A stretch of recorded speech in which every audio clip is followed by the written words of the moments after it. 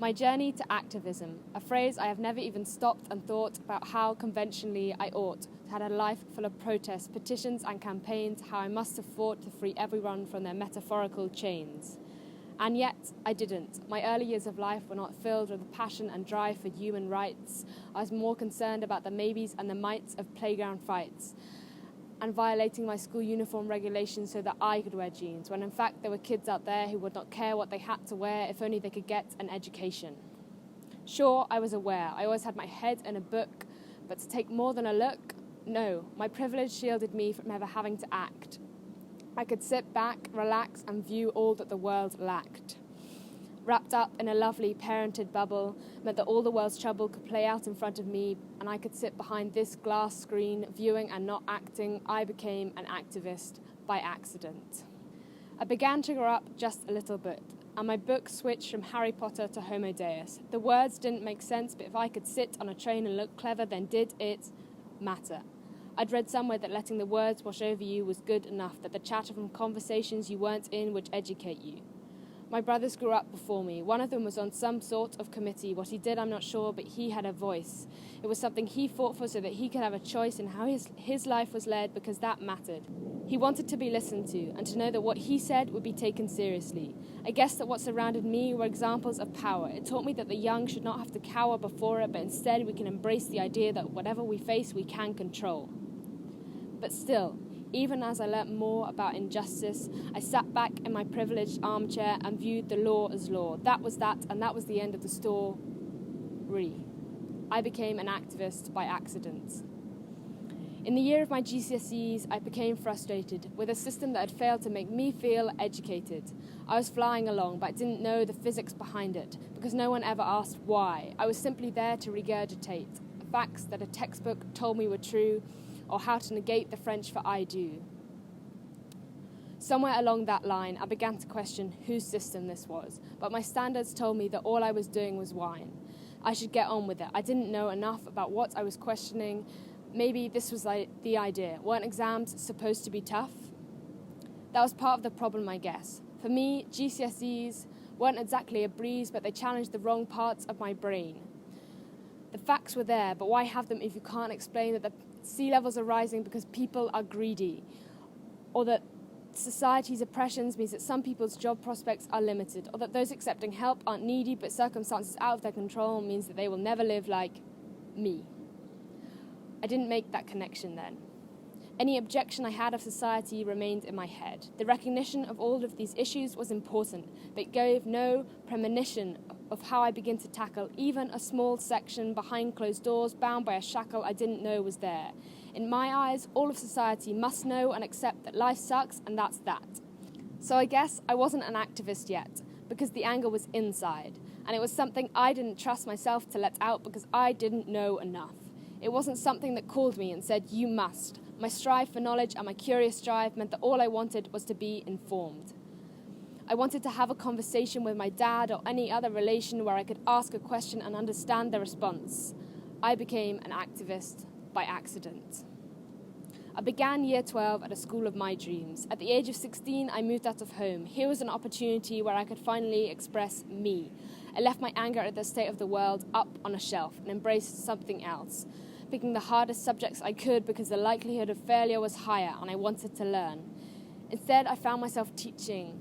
I started preaching about boycotting Kit Kats and having the occasional veganism chat. I discovered that not everyone knew, that people were suffering in ways that we can't comprehend because we're more concerned about how Love Island will end. My newfound bubble surrounded me with extremes. There were those who had dreams of a better world where drinking clean water was a right. They wanted a future that was just, and they were ready to fight. I met others who had fought it before but became so disillusioned that they never wanted more. But there were some who were content to sit back and relax. Any improvements to society were personal attacks. I ranted to my friends, but I couldn't figure out a way to get through. After all, why was what I had to say any better than them? So I began to read. If I was going to stand up and take a lead, then I wanted to know what I was fighting for. I became fascinated by statistics on warming, on what effect that would have on people, or why no one was giving a stronger warning. I found that the science was there, but no one was listening to those facing blistering heat or flash floods that reduced villages to seas of mud. Why was it that I hadn't heard more on this issue before? Because it wasn't yet at my door, and the Western world doesn't care about those that can't pester them because they are too far away, and at the end of the day, it is every oppressive human with money that has a voice, not those who scream for help because they have no other option. The climate crisis is set to cause the greatest humanitarian disaster that we have ever seen, that can't be solved by the tree huggers turning vegetarian. We needed something bigger and greater. Yet all the politicians seemed to be doing was brushing it off for someone else to deal with later. To be honest, I was lost. The problem's so big and with such a high cost, at the end of the day, what I did didn't matter. We were fucked, and that was that. I became an activist by accident. While I was having my revelation, there was something going on in another nation. A 15-year-old girl had sat with a sign. Australia joined in, chanting to stop the Adani coal mine. Across Europe and then the world, they popped up. Thousands of children standing on the street to demand a right to command their future. I got sent a link to a UK-wide strike on the 15th of February. Education was important to me, but this was absolutely necessary. An email or two later, I'd volunteered to oversee Cardiff. This caused a bit of crisis of identity. I'd never defined myself as Welsh, but in the lack of someone else, I had to represent a nation which the English had oppressed and represent the views of my newfound home. Nonetheless, I launched right in and sat through 2-hour video calls, waiting to feel empowered. I remember my first one. I skipped lessons to do it and listened to an adult talk like a hypocrite, saying that this should be led by the young. And yet the company I was among all seemed older and distant. I got little bit bolder and pursued part of this project on my own, wanting to work things out for myself. I came to realize that I did need help, and by the 15th, a team had built up on a WhatsApp chat which I joined. It was full of loud voices and the ability for us to make our own choices. We shaped our demands and defined who we were. We were amateurs, but it worked. I talked on a radio station and found I was confident enough to express my frustration. Maybe I didn't know it all, but I knew enough so that my answers rang true and they spoke with passion. And still, I was a student or a child, not yet an activist because that sounded a bit too wild. I became an activist by accident. After that, I joined another WhatsApp chat. This was called the UK Student Climate Network, or UKSCN. We had our first strike and were up for another, until I experienced burnout. The stress was too much. I began to doubt if this was for me. I couldn't keep up. I was running too much, but I couldn't leave. There was something I truly believed could work. Finally, we were being listened to. There was so much more to do. I took a few days out and learned to live life outside WhatsApp. Appreciate my surroundings and supportive friends, but I knew that in the end I would go back to the chat that gave me the greatest sense of empowerment that I'd ever felt. So I did. Global Strike 1, check. I think the key phrase was learning on the job. And as the days passed by in a bit of a haze, things started to run a bit better.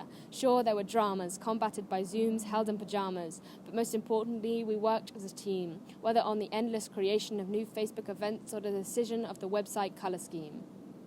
The first time I met any of these people was on a train ride to Berlin, where we joined a march standing alongside Greta the Great.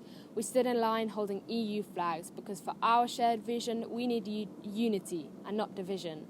Reignited with fire, we arrived back in the UK, ready for more. But suddenly, we were core. UK-wide strike 2. Check. A new platform called Slack led to a structural unpack. Vertical, horizontal, non-hierarchical.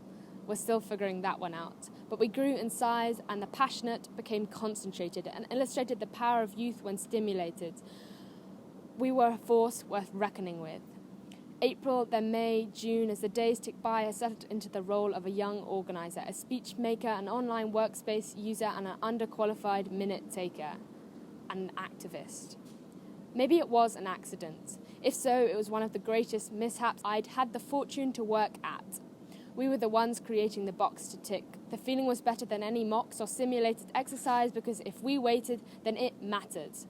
Completely and utterly shattered, but knowing that as time ticked by, other people were paying the price for politicians failing and saying what was needed.